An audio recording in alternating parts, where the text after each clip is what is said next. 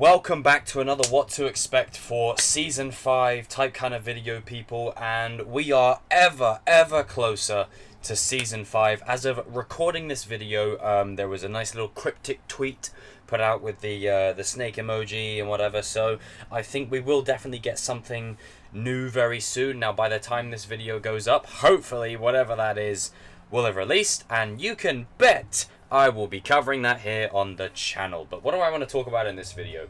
Well, like with Robbie, Miguel, and Hawk, I want to talk about Sam, and I want to talk a little bit about her arc this season. And I do want to preface this straight away by saying no backpacks are used in this video whatsoever. And in case you're unsure, for those who watch my streams and videos on a regular, you'll know what I mean. It's the whole ordeal where she puts the backpack over the shoulder and then threatens Tori, says, "I'm coming for you, bitch," walks off, and then that epic, if you can call it that, epic music is playing in one of the most cringiest scenes I think I've ever seen put to screen. But hopefully, we won't be seeing that next season. You know, "I'm coming for you, bitch." Oh, God. I think I just threw up in my mouth. But I hope we get back to Season 3 Sam. Now, I've made it a big point that, for me, Sam, for the first 2 seasons, you know, she was kind of misguided. She had a lot of situations where she kind of caved into peer pressure. But, you know, who didn't when they were a teenager? But she wasn't my favourite character at all. Like, she was just mostly there to be the love drama and just be in the circle of, now you're with Miguel, now you're with Robbie, now you're back to Miguel, you had Kyler in there somewhere. But Season 3 really elevated her to a different level, where she came into her own and you really sort of unpacked, the same way we did with Eli that season, who Samantha LaRusso is, was, and still is. And I think we're going back to that. And I think there's going to be a lot of moments this season where you're going to have Sam quite isolated and alone. And I talked about this on my recent stream that I did. For those who were there, thank you very much. Really do appreciate it. We had like 60 viewers in at one point. I said to my good friend Alex, I said, what could be really cool, and I said this on my latest King stream as well, what could be really cool is, instead of Sam joining Cobra Kai, what if, when Kreese teams up with the good guys, like I expect he will, at the end of the season, what if Kreese and Sam have very similar arcs this season? Because think about it, Kreese this season, and I'll talk about him mostly in another video, but I want to use him as reference.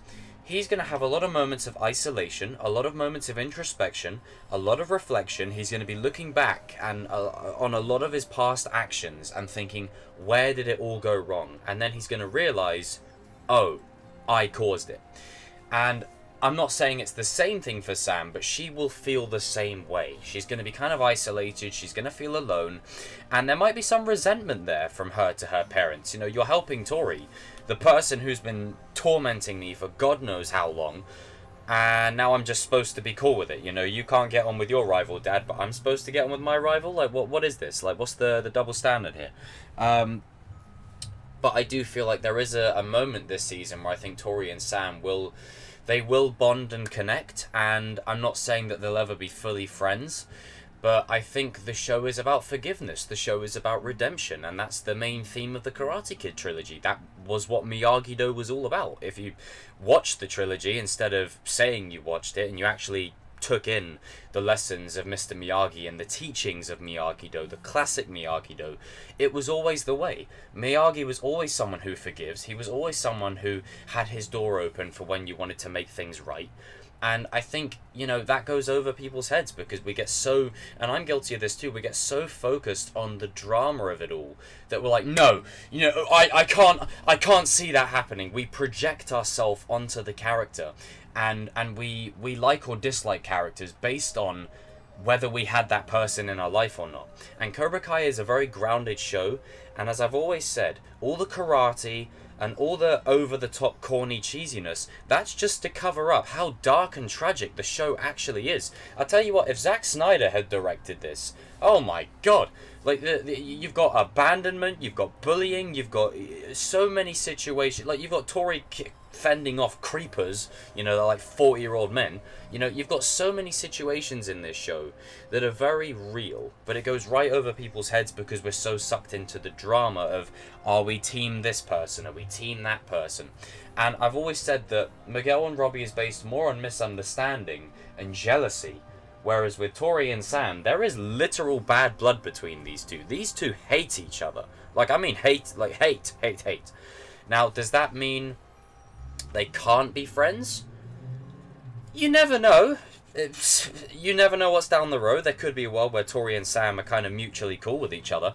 But for those that say, oh, but Tori tried to kill her, Chozen tried to kill Daniel. And not even tried, he would have killed Daniel. Chozen would... I'm using this as an example because it's all relevant. Chozen literally said to Daniel, I will kill you. And now we're all like, yeah, Chozen and Daniel... friends! It's like, okay, Robbie accidentally almost killed Miguel, and then Tori went a bit far and then tried taking her face off. But Chozen is coming in at the right time because he can help guide Robbie and Tori to a better path before it's too late. Now, on that subject of Tori and Sam being friends, I don't necessarily see them being buddy. But I do think this season is very indicative of where we're at in the show. It's time to bury old wounds. I do feel like Season 4 was meant to say, we're closing the book now. We're closing that chapter. We're beginning a new journey now. And we need to stop this back and forth where the only thing that changes each season is who's at what dojo. Like, I'm talking on a bigger, deeper level. Change the show at its fundamental core. Switch it up. And the reason I bring up Kreese is Kreese is going to spend the whole season isolated and with his thoughts and reflecting on the things that he's done over the last few seasons to everyone, and now what he's caused. What he's done to his best friend. He's turned his best friend into not just the monster that we saw in Karate Kid 3, but I'd argue even worse, because in Karate Kid 3, it was literally just a business transaction, and Silver was just he was just helping a friend. In this case, Silver is unhinged, he's unstable, and it's personal. There's a personal grudge match now. And I do feel like I would much prefer seeing Kreese get out at the end of the season and him training Sam versus her joining Cobra Kai.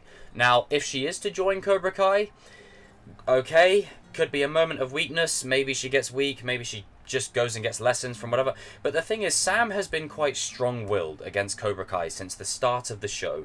I think you do a disservice to her character arc by having her just going and walking to the Cobra Kai dojo and saying, yeah, Mr. Silver, I want to join. Like, why would she want to join the dojo that caused her the loss, that's made her feel like a worthless piece of crap, and fixed a loss to make, like, fix the match to make her lose?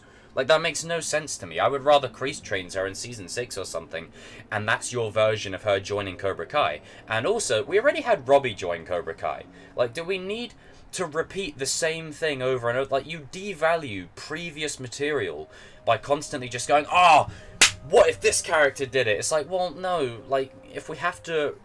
Like, it's already with what Season 4 did, it's already made things about Season 3 feel a bit weak. You know, that's what you do the longer you do shows, is you do have that tendency to sort of make things in the past feel a bit mundane because you know where they're going. And I'm not saying Cobra Kai is guilty of that, but I'm just saying Season 4 makes me and a lot of people feel that way about certain things. And one of the things that I really am hoping for this season, especially with Sam, is we really get back to that Season 3 Sam. The Sam that everyone unanimously was like, you know what? There's something to this girl. And I think Anthony is going to train in the classic Miyagi-Do way, just like his father. I think Sam is going to be something different. Sam is going to be a hybrid like the other guys. She's going to be a hybrid type fighter. And I think something even bigger is on the cards for her. And, you know, credit to Mary Mauser. I think she pulled off an amazing performance in Season 3. The little moments by herself where, you know, she's reflecting, like, all the way back at the beginning of Season 3. When, you know, she went to In-N-Out, Daniel's like, hey, why aren't you in school? And then she has that moment saying about how, you know, Robbie would run, Miguel would be knocked off the railing. Like, those moments are what made me really personally root for Sam, and it's that kind of stuff I hope we get back to. And I think Sam this season is going to be rebuilding herself back up. All the characters are broken at this point. Every character's in a space of fallout. Piggybacking off of my last What to Expect video with Eli, I said in that video that I think Eli will be the protector of the valley for the simple reason, and I got a lot of shit for saying that. Oh, he's never been the leader. Well, he has no choice now.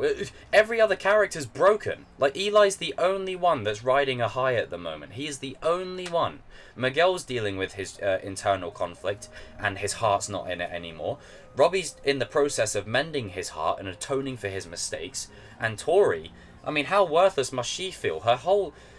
The whole of her arc depended on winning that trophy, because it meant something to her. And to have it realised that, oh yeah, it was paid for, how shitty must she feel, you know? And then having Sam, who spent the whole season talking a big game, you know, mirroring Hawk's arc in a way, talking a big game, and then ultimately losing, you know, regardless if it was fixed or not, she still lost. The history books will show she lost. And the heartbreaking thing is she's going to carry all that burden and all that weight this season. And I'm excited for it, because this is the fallout from all the chaos that was caused in Season 4. And Season 4's finale was called The Rise for a reason. And I think it means something much bigger than just any one character. I think everyone has a part to play, and that includes Sam. And I think the Bonsai Badass is a fitting name for her. And I think only from this point onwards, she's going to go up, up, up, up, up, up, up, and go from strength to strength. And I think she's going to, once she picks up herself and gets back on that horse, Tobey Maguire style, you know, his quote from Spider-Man 3 or whatever, she's going to get back on it, you know? Looking forward to it. So, guys and girls, jump in the comment section down below. Let me know what you think. And the reason I bring up other characters and whatnot is because they're all interconnected. They all bounce off of each other. They're all connected to each other's journeys. And I think Sam last season, her arc was very reactive. It was reactive against other characters that would be in the scene opposite her, aka Johnny, aka Tori, aka Amanda, her mum. Like, it would always be reacting off of someone in the scene, not really forging her own destiny. And that is exactly what I think she's going to do this season. Guys and girls, I'll see you in the comments section down below. And if you don't subscribe, and if you don't like this video, I will kick your ass for a third time. I'm coming for you, bitch. Din din din din din din. Ah, God, shay. Oh, God, hopefully that's not the next season. Whew.